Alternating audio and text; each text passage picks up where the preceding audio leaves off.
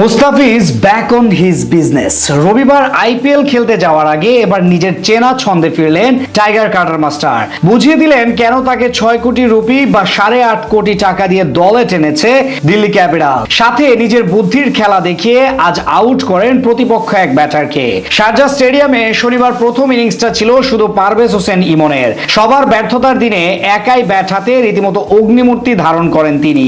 আর পরে বল হাতে আলো কাড়েন মুস্তাফিজুর রহমান। সিরিজের প্রথম টি-20 ম্যাচে আগে ব্যাট করতে নেমে শুরুতেই তানজিদ তামিমের উইকেট হারায় বাংলাদেশ। উইকেটে এসে ভালো শুরুর পরেও আম্পায়ারের ভুলে কাটা পড়েন টাইগার কাপ্তান লিটন কুমার দাস। স্রোতের বিপরীতে গিয়ে একাই তাণ্ডব চালাতে থাকেন পারভেজ হোসেন ইমন। তার রেকর্ড করা সেঞ্চুরির বলাতে 192 রানের বড় পুঁজি পেয়েছিল টিম টাইগার্স। সেই টার্গেট মোকাবেলা করতে নেমে প্রথমে হাসান মাহমুদের শিকার বনে ফেরত যান জোহাইব খান।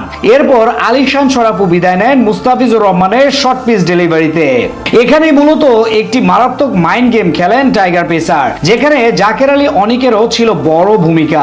এই উইকেটটার দিকে তাকালে বুঝবেন মুস্তাফিজ যখন বল করতে দৌড় শুরু করেন তখন উইকেট কিপার জাকের আলী অনিকের পজিশনটা ছিল অনেকটা আড়াআড়ি ভাবে ওয়াইড লাইনের বাইরে। যেহেতু ফিজ একজন বামহাতি পেসার, তাই জাকের কিছুটা সরে দাঁড়ান। এবার ফিজের শর্ট পিচ লেংথের ডেলিভারি কাটার করতে গিয়ে বের হয়ে যাওয়ার মুহূর্তে সজোরে ব্যাট চালান শরাফু। ফলাফল ব্যাটের কানায় লেগে বল চলে যায় প্রথম স্লিপের স্থানে উইকেট কিপিং করা জাকের আলীর হাতে। অর্থাৎ এখানে ব্যাটারকে পুরোপুরি বুদ্ধির মাধ্যমে পরাস্ত করেন মুস্তাফিজুর রহমান। শুধু উইকেট না, ম্যাচের সবচেয়ে ইকোনমিক্যাল বোলার ছিলেন এই পেসার। সবাই যেখানে দুহাত খুলে রান দিয়েছেন, সেখানে উইকেট ও ডট বল দুদিক থেকে সফল ছিলেন তিনি।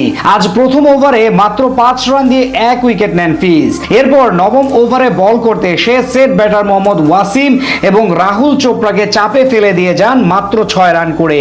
16তম ওভারে ম্যাচটা যখন ধীরে ধীরে আরব আমিরাতের হাতে চলে যাচ্ছিল, তখন এসে মাত্র 4 রান দিয়ে ম্যাচের মোড় ঘুরিয়ে দেন। আর সবশেষ 18তম ওভারে আক্রমণে এসে দেন মাত্র 2 রান। ঠিক পুরনো দিনের মতো পারফরমেন্স উপহার দেন এই পেসার। সব মিলিয়ে 4 ওভারের কোটা পূরণ করে মাত্র 17 রান খরচ করে জোড়া উইকেট নেন তিনি।